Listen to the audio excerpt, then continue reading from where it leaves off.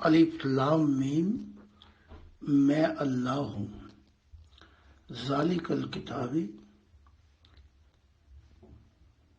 راہ دکھاتی ہے، ذالک الکتاب لا ریب فیہ، کن کو؟ ھدی للمتقین، جو متقی ہیں سے مراد جن کی تلاش یا جستجو ہے، تو کامل نہیں بلکہ راہ دکھاتی ہے، اور ایرے غیرے کو راہ بھی نہیں دکھاتی، صرف ان کو جو پازیٹیو ہے، جو تلاش میں ہے، پازیٹیوٹی میں تلاش آ جائے گی، پانے کی جستجو میں ہے۔ ھدی للمتقین، پھر آگے وہ کہتا ہے پازیٹیو ایمان لے کے آؤ، یعنی کہ وہ ایمان کیا لاؤ کہ کتابوں پہ ایمان لاؤ، فرشتوں پہ ایمان لاؤ۔ ھدی للمتقین، ان کی نشانی یہ ہے، اللہ پہ ایمان لاؤ پہ دیکھے تو اس راہ پہ یہ کتاب ہے۔ تو کوئی کتاب دعویٰ نہیں کرتی کہ میں مکمل ضابطۂ حیات ہوں۔ اس کی وجہ یہ ہے کہ وقتاً فوقتاً، وقت کے مطابق پھر نئی تعلیمات آ جاتی ہیں۔ الذین یؤمنون بالغیب ویقیمون الصلاۃ ومما رزقناہم ینفقون، جو غیب پر ایمان رکھتے ہیں۔ اب یہ جو دور ہے یہ غیب پہ ایمان کا نہیں رہا، کیونکہ پردے جاگ کر کے دکھا رہا ہے، تو ایمان تو رہا ہی نہیں ہے۔ اب تو وہ کہہ رہا ہے آؤ مجھ سے ملو۔ ایمان کی دنیا ختم ہو گئی۔ جو لوگ تلاش میں تھے ان کو کہا گیا تھا ایمان لاؤ،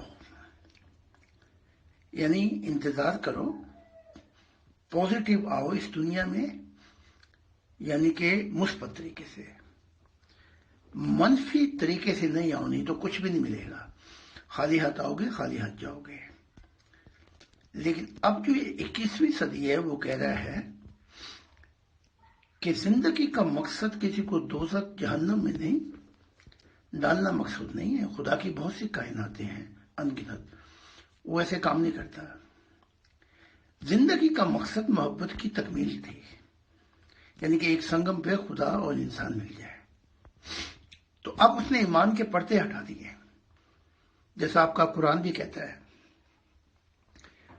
وہ کہتا ہے کہ اے محمد، تو ہمیں وعدہ خلاف مت سمجھ، وہ جنتیں جو چھپی ہوئی ہیں ایک دن ہم ظاہر کر دیں گے۔ تو میرے وقت پہ اس نے ظاہر کر دی۔ کن پہ ظاہر کریں گے اس کا ذکر بھی کرتا ہے قرآن۔ پہلے آدم، نوح، ابراہیم، اسحاق، یعقوب اور یوسف، پھر ان کا ذکر کرتے ہوئے انبیاء کا دانیل، سمیعیل، پھر ان کا ذکر کرتے ہوئے موسیٰ پہ آتا ہے، پھر موسیٰ کے بعد میں جو نبی آئے، پھر عیسیٰ پہ،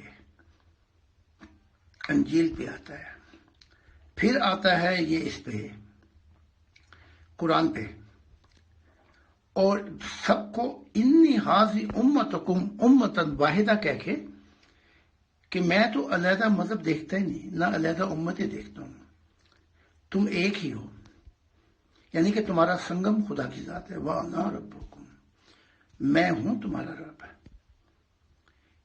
فَاعْبُدُونِی، میری پرستش پوجا پاٹ کے لیے کہ میرے ہو جاؤ، اس لیے کائنات تخلیقی تھی۔